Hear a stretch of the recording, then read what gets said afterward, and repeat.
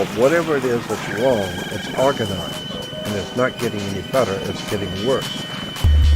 And so the subtitle for this presentation is Where We've Been, Where We Are, and Where We're Going.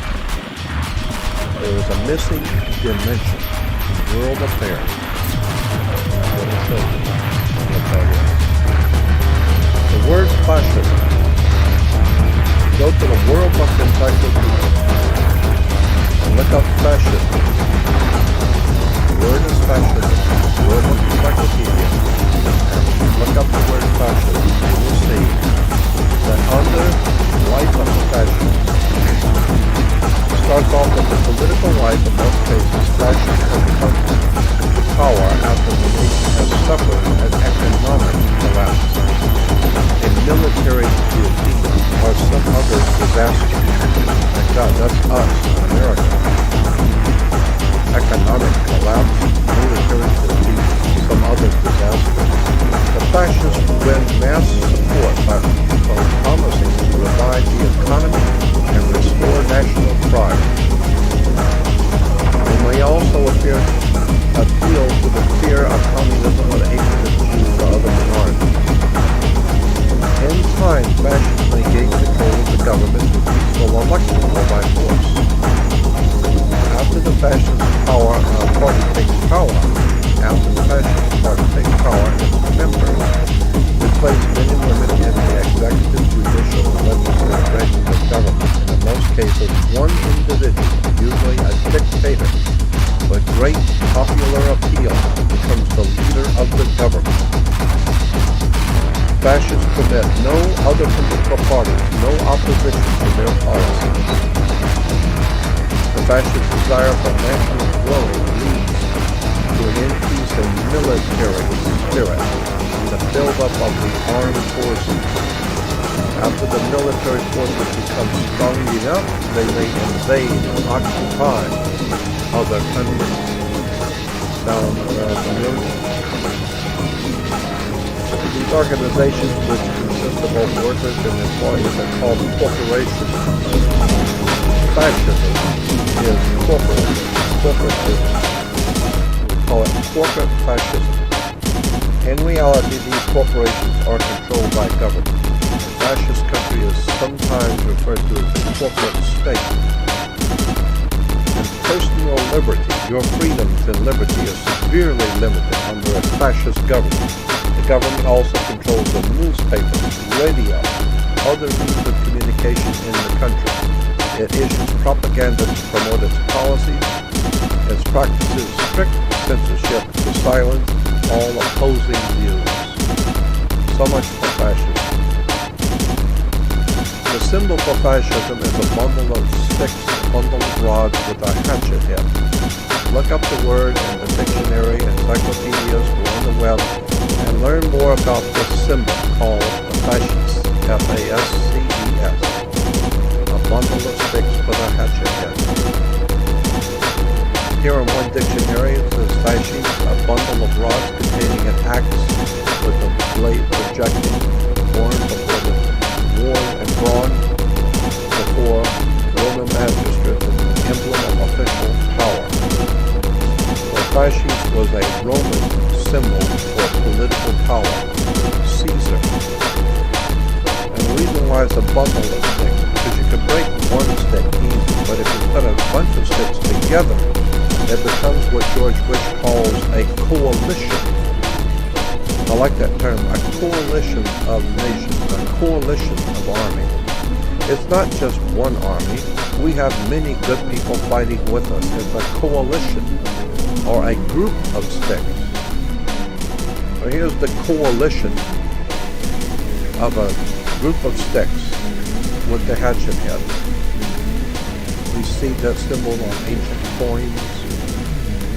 You see it here in pictures in Rome. The fasci is a very famous symbol for the ancient Roman Empire. Here you have, here it says it's the call of life and death. Pontius Pilate, or the emperor here, were followed by a lictor who held the fasci. This was an axe bound in a bundle of sticks that symbolized the official power to punish and execute people. In ancient Rome, the symbol for power, put you in prison, to kill you, the symbol of the emperor was a fascia, a coalition, so to speak, a group of sticks with a hatchet head, so you get out of line, you're going to give you an axe. And in reference to the sacred axe,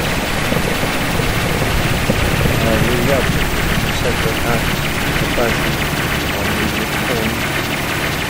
There's one in 1923 Italy under Benito Mussolini. There's Cincinnati, in the city of Cincinnati, holding the fascia. As I said, fascia have been used in political symbolism in most of the world. That's no idea where the fascia is. Again, there's a Roman in a parade. Here in the United States, where the president gives his state of the union, you see on both sides of the podium a fashion, because Washington D.C. represents the world fashion. Even on the back of the American dime, the back of the American dime will have a fashion. Here in Rome, you have the papal tiara, which is the triple crown. So the papacy, the triple crown. And then above the triple crown, you will see a double fascia, a crossing of the fascia. This is a Roman Catholic symbol, crossing Roman fascia. Here it is again. Here it is in Rome. Here it is in the United States Senate. This is why Caesar wanted to go up on the hill, something called Capitoline Hill, or Capitol Hill, to preside over the Roman Senate. But today, we still have the Roman crossing of the fascia in the United States Senate. So here we have a reference book on the symbol of the axe. In Egypt, the axe was a symbol for God. In ancient Crete, the axe was a symbol for God. In ancient Rome, the axe is God. Greece, Germany, the British Isles, even in America, the axe was a symbol for God. In the Hebrew religion, Jehovah was always pictured also with an axe. Either God with the axe. But in Rome, which is what we're talking about today, the axe was a symbol for God, the fascia. Now the word fash, this is interesting. Fascius comes from, and this is a law dictionary. In a law dictionary, FAS means that which is right or just in the sight of God, as distinguished from JUS, which is more frequently refers to that which is right in the aspect of man-made law. So two words we're dealing with here in Latin. One is JUS, just, which gives us that word justice. JUS is a word used in relation to man-made laws. But FAS is that which is right and just in the sight of God. So it's God's law, is FAS. Here's another FAS, divine law or command. When you're talking about divine law and command, you're talking about God. If you're talking about God, you're talking about the papacy, the Pope, who can bring together many nations into a coalition of nations. Here we have Jesus holding the many sticks together. So fascism and world conflict is another facet of the story of the symbol of the fascia. Fascism and world conflict. Here's Benito Mussolini the fasci was on his main symbol. The fascism is linked to the Second World War. Here's Mussolini on the left, confirmed with all of his international banking cartels men, who were also financing fascism. Here's Mussolini's flag, the fascism. Here is the Mussolini eagle of the Roman Empire perched upon the fasci. Again, fasci is the word of the law of God. So, when you talk about Mussolini using the symbol of fascism to represent the law of God, well then you're talking about God and his law. You're talking about the Vatican. This is why Benito Mussolini, with all of his fascist dignitaries, went directly to the Pope to get permission and to set up what is called the fascist regime. Here is Benito Mussolini with some of his high school sons going to see the Holy Father. And let me tell you, there's nothing holy about the Holy Father. This guy is messing around with fascists, murderers, Nazis, drug runners. That's a whole story about the real story of the Vatican. We'll get to that one day soon. But here's Mussolini in the Vatican. And here Mussolini is signing contracts with the Vatican. He's signing treaties and contracts with the Vatican. Here's another picture of Mussolini in the Vatican signing contracts with the Pope. And here's Vatican City-State comes into being, and here you'll see Mussolini with the Vatican dignitaries. So it shows the church and state. This is what America was set up to defend the people against collusion between church and state. The Vatican and fascism.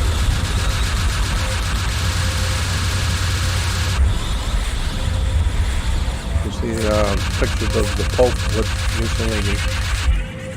Mussolini had a fascist friend named Adolf Hitler.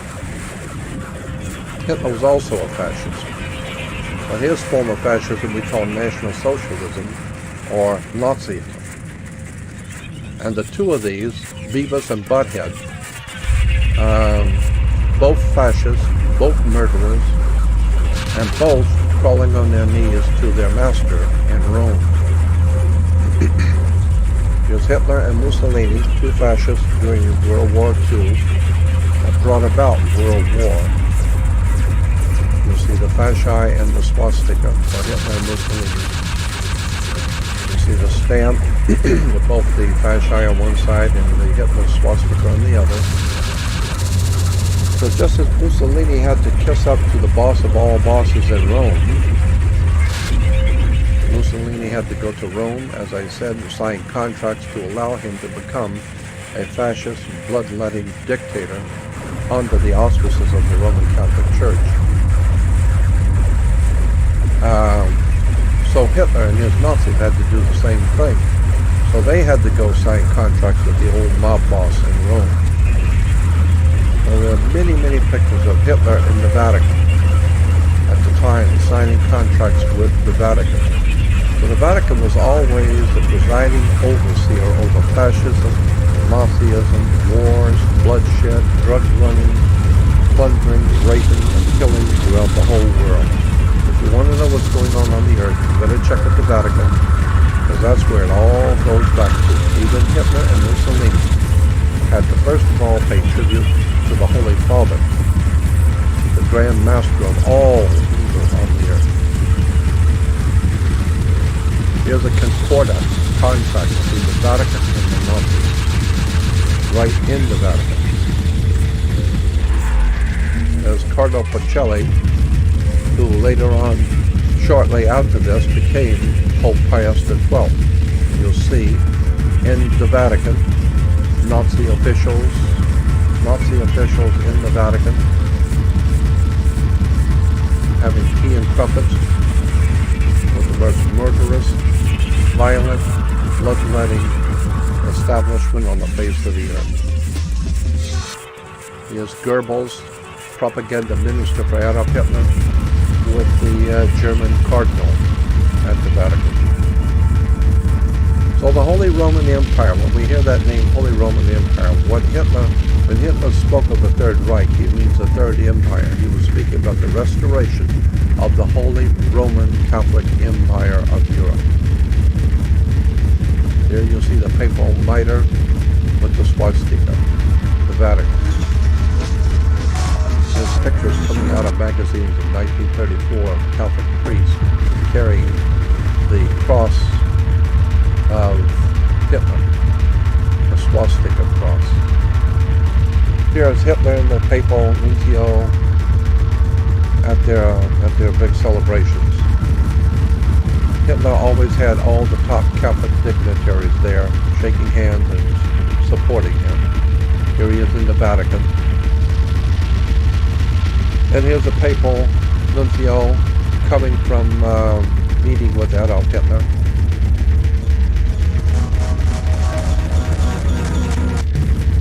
Papacy, Adolf Hitler, and Benito Mussolini, and Franco of Spain.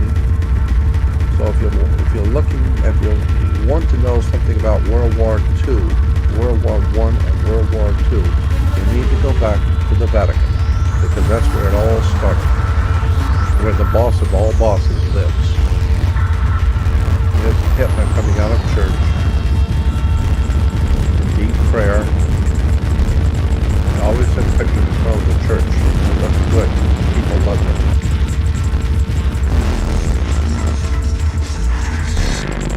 Here's Catholic clergy saluting Hitler.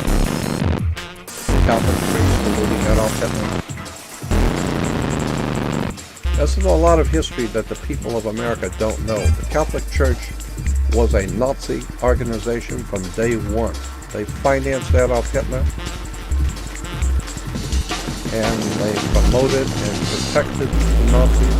Big story. A lot of stuff people don't know. Catholic priests saluting Hitler. Clergy saluting Hitler. Everywhere you look in Europe, you find the clergy and the Nazis always together. Here's one cardinal overseeing Nazi troops.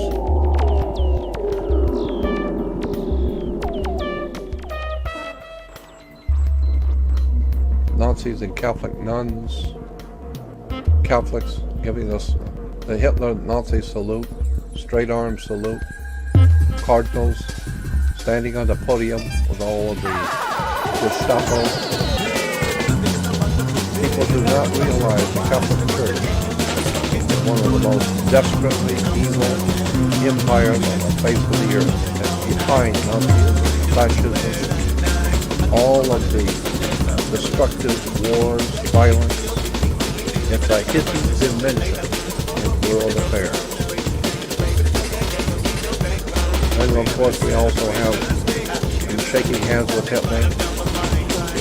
Here's the Catholic with their flag of Christ with his swastika in the middle. Nazis celebrating Catholic bishop. You'll see up there in the background, you'll see the Catholic symbol of the Cairo. With all the German Catholics there under the Nazi flag. There's the SS and the Brown Church in the church. Afterwards, they can go out and kill them. They have to go to church first. There's another big mass rally of the people of God, God's chosen people, worshiping the Lord under the swastika.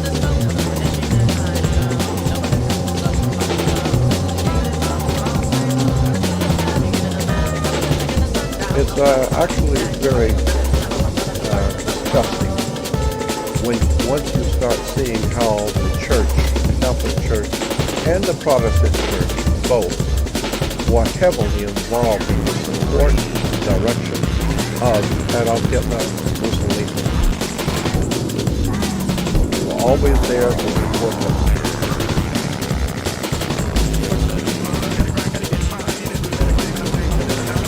Here's the Catholic cardinal shaking hands with the top Nazis. There's a room. Here they are in front of their church, shaking hands with Hitler. The book people call it the Secret History of Pope Pius XII. Pope Pius XII used to go visit Adolf Hitler. This is what Pius, before he became Pius XII, the papal nuncio, go and visit Adolf Hitler to make sure that Hitler got his orders correctly.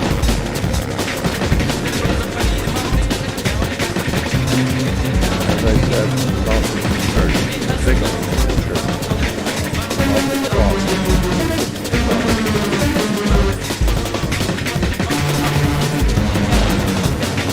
Here, one of the Holocaust survivors painted a picture of the Vatican and Pope and the Nazis together.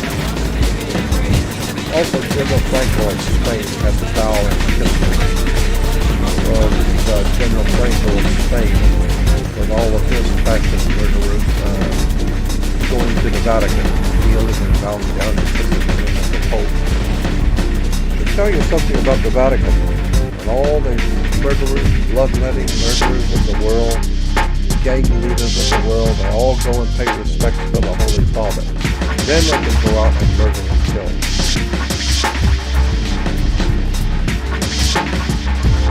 Kissing the ring of the Pope.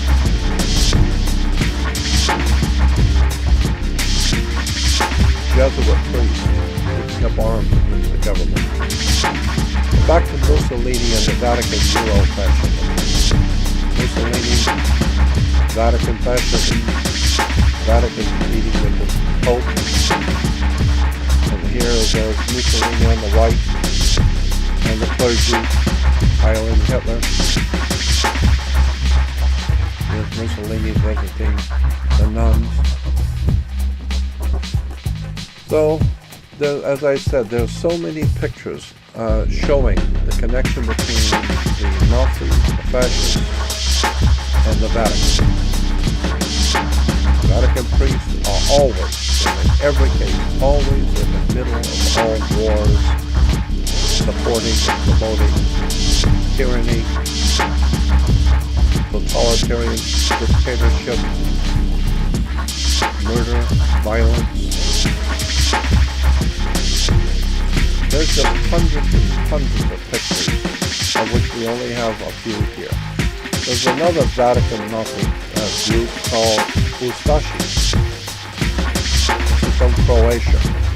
And here is the Vatican official shaking hands with the leader of Croatia, or something called Ustashi. Ustashi. The Ustashi was a military Catholic group. They were very, very staunchly Catholic, but they were military in Croatia. And here is Adolf Hitler meeting the leader of the Croatian Catholic military. Here's Catholic cardinals, priest, with the Ustashi. There's the cardinals and priests and the government of the Ustashi. Clergy there, all the Catholic priests. But who were these Ustashi who were connected directly to the Franciscan order and the Vatican behind the scenes? Well, the Ustashi were, as I said, Croatian Catholics. And here's the cardinal sitting with all the military officers of the Ustashi in Croatia.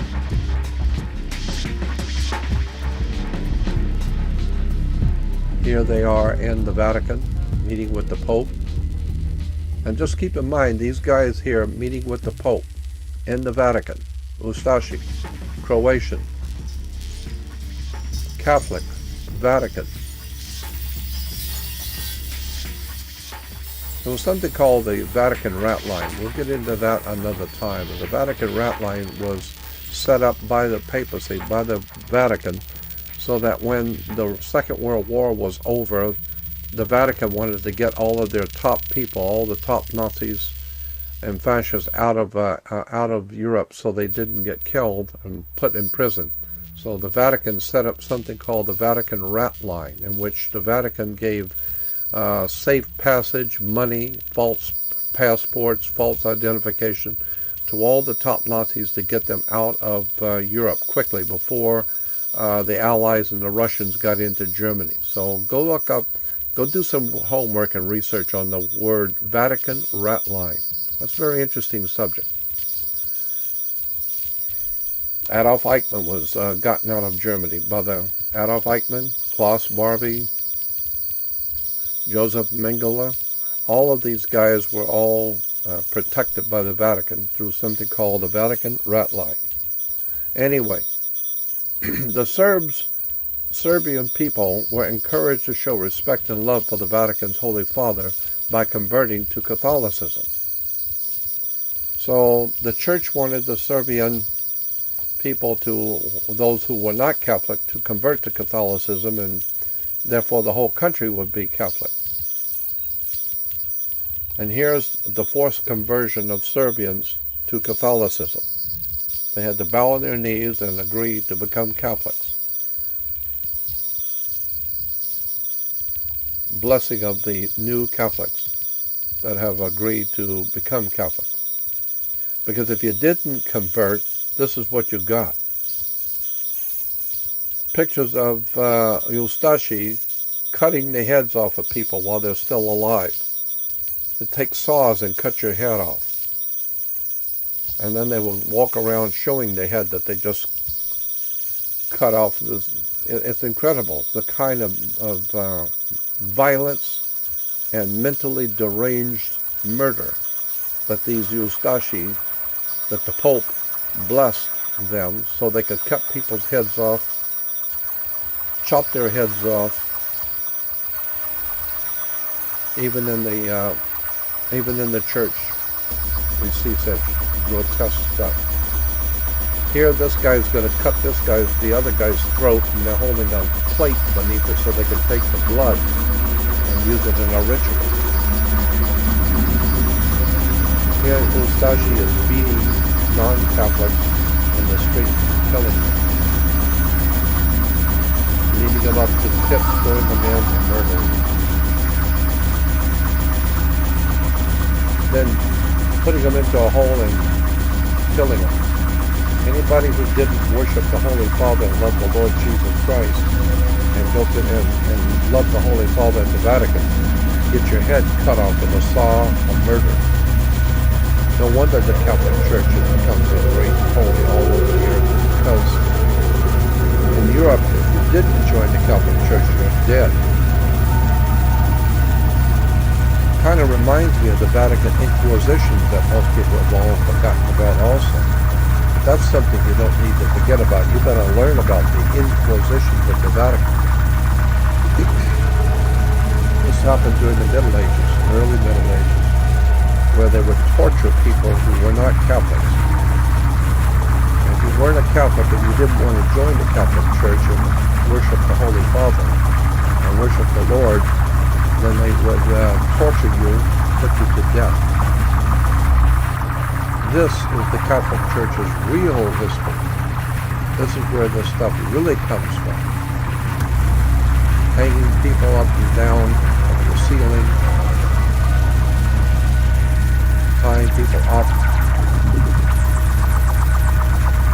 This is the Catholic Church, real history. Tying people to timbers and burning their bodies while they're still alive, burning them at the stake.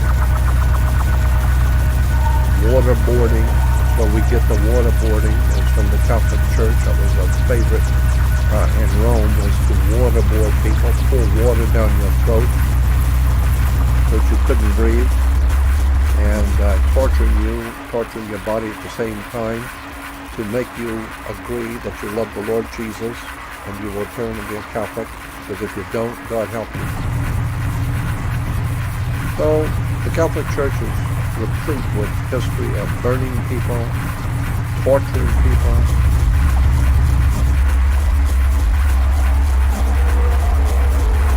cutting, murdering, torturing.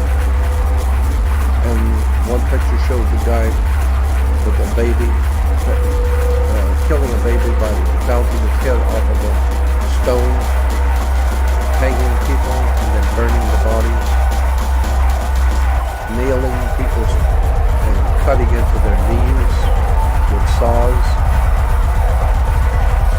cutting their legs off, tying them upside down and cutting them with saws. This is the Catholic Church. This is the rule of Rome, the Holy Father. This is the Inquisition. The Catholic Church growing in power. This is the way the Catholic Church grew in power.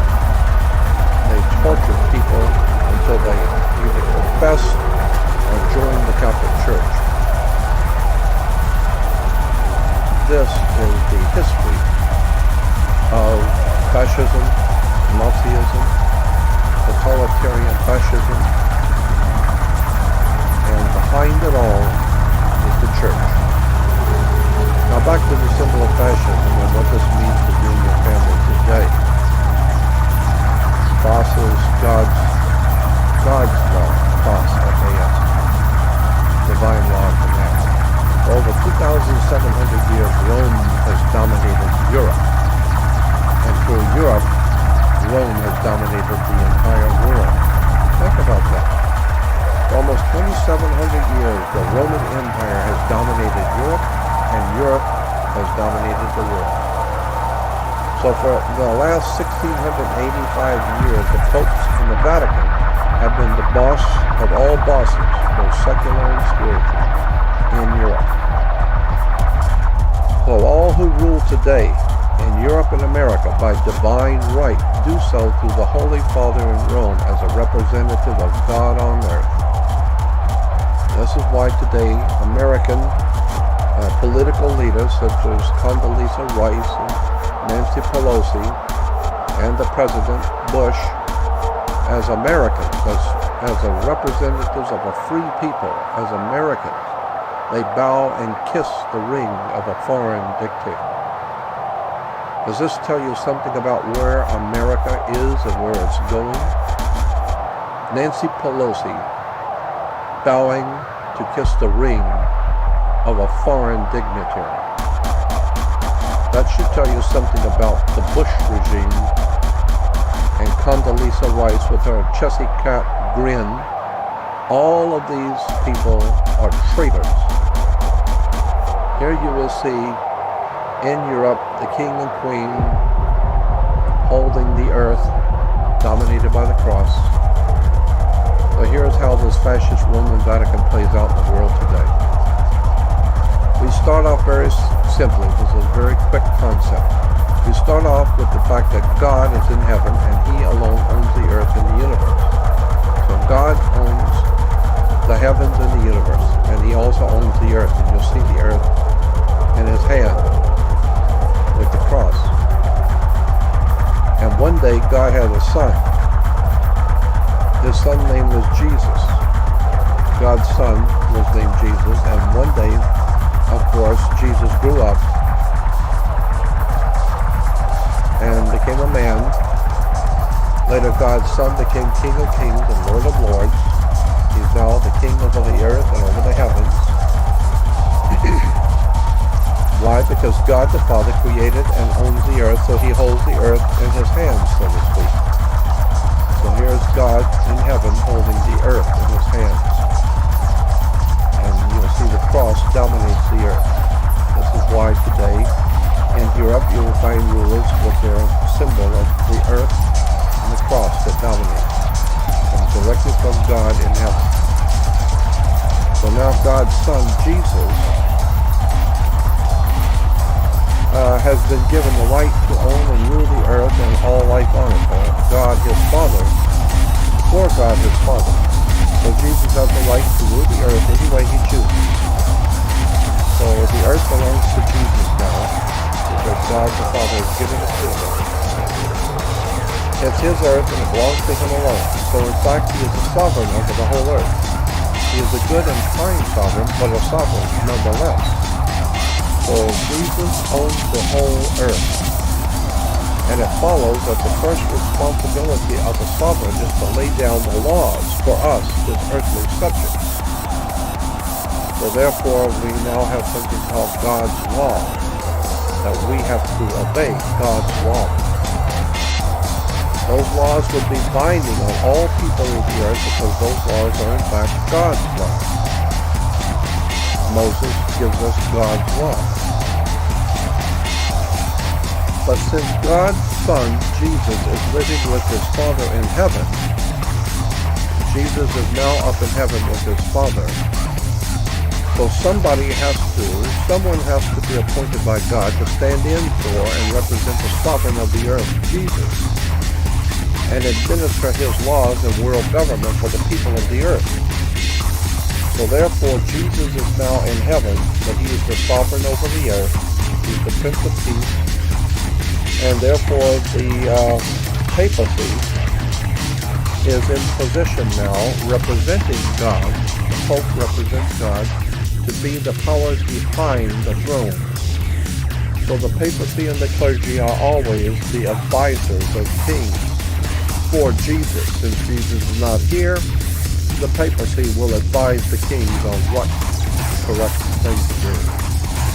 This is why you see Bush welcoming the Holy Father so he can kiss the ring and bow down and kiss the ring of a foreign dictator. Is Bush bowing down to the Pope, getting his orders from the Pope.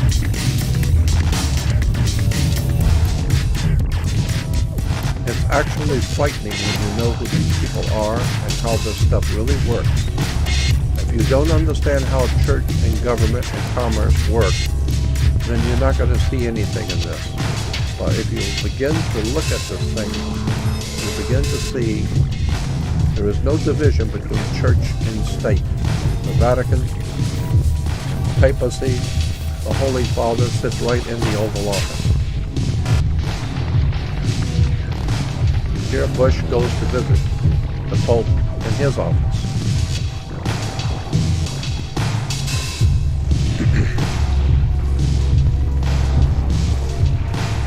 And everybody thinks this is so pretty and so nice, never realizing what this church really represents. Here's Jeb Bush, brother to George Bush, at the Vatican, on his knees before the Holy Father, which is good. He needs to be on his knees before the Holy Father. And he's knighted in the Knights of Columbus, Masonic order within the Catholic Church. That should tell you something about who he is and who he's working for. And there's the Knights of Columbus with their symbol, the fasci. You see the fasci in the middle. The bushes with the Pope. It doesn't matter what side of the political spectrum, as long as everybody remembers who the boss is. Even Democrats, Republicans, Peace and Freedom, it doesn't matter what political party, as long as you remember who the boss is. As I said, here's Speaker Nancy Pelosi kissing the ring of the Pope. Both sides, Democrat and Republican, with the clergy of the Catholic Church in the middle. There's Bush and Gore with the Cardinal in the middle.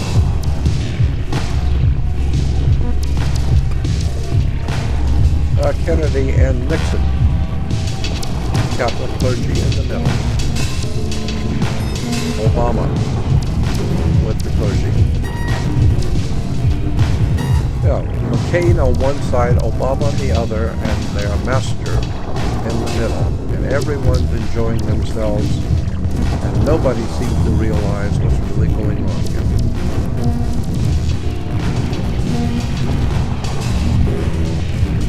Tony Blair, who just converted to Catholicism. This may also explain the European Union. Because the European Union, the paperwork of the European Union to bring it into being was signed in Rome.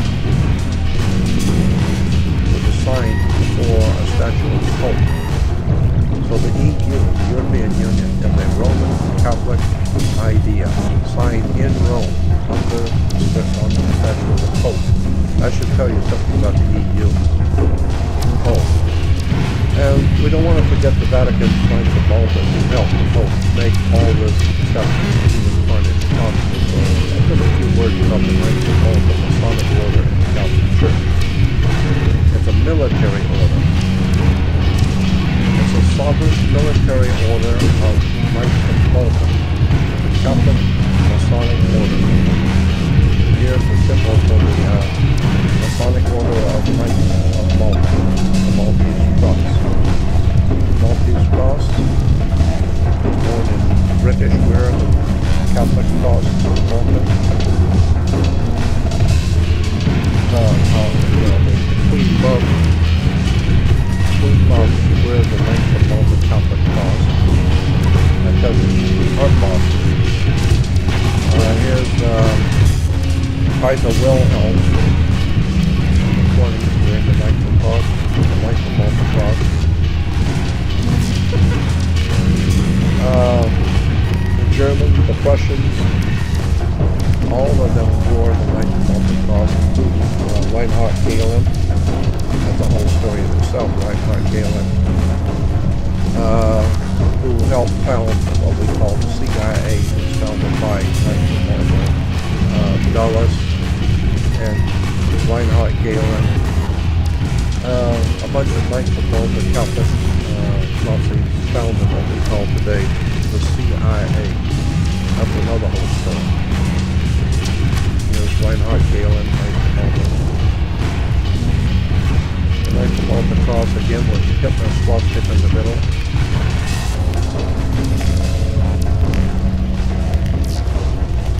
Veterans of foreign wars in the U.S. And here's the Archbishop of Canterbury in England wearing the Knights of Malta cross of the Roman Catholic Church. Knights of Malta cross on the Archbishop of Canterbury wearing the Nazi Knights of Malta cross of Rome. I should tell you something about that chunk. Maltese cross. You find it everywhere. Here it is again. On a Catholic order. On a Catholic order, you'll see the Knights of Malta cross. Same headdress that the Ku Klux Klan wear. That tells you anything. And here's in New York City.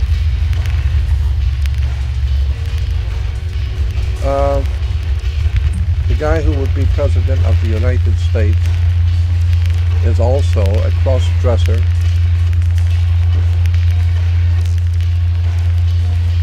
Knights of Malta.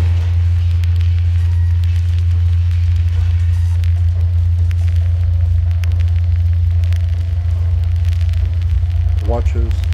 And in conclusion, I want to look at, for a quick moment, at the Vatican Nazi Iron Cross. Now that we've seen some of the Knights of Malta people, the Iron Cross, a Heraldic symbol associated with Germany. It's a very ancient symbol from the ancient world, but here it is. It's a symbol of deity. Here it is in the Knights Templar degree of Freemasonry.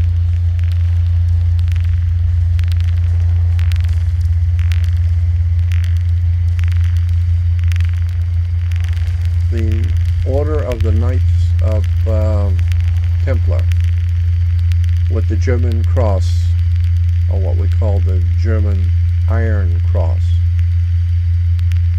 And It's on comic books. Comic book, Masters of the Universe wear the Iron Cross, the Vatican Iron Cross. Knights of Malta Cross. Even Arco is the Iron Cross. Here it is in Los Angeles on the fire department, the Iron Cross, the German Nazi Iron Cross. Here the Pope wears it on the tiara, the Iron Cross. Here's the Pentagon. Interesting, in front of the Pentagon is a helicopter pad.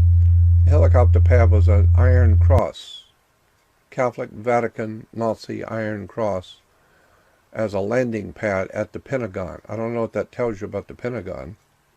It should tell you something. It's on churches everywhere. You'll see the Iron Cross of the German Iron Cross. Christians use it everywhere. Adolf Hitler used it. The British royalty used it. Duke and Duchess of Windsor loved to go visit Adolf Hitler. They were Nazis also. Here's the Iron Cross again. Here's the Iron Cross, the German Iron Cross on so-called British royalty. The British royalty are actually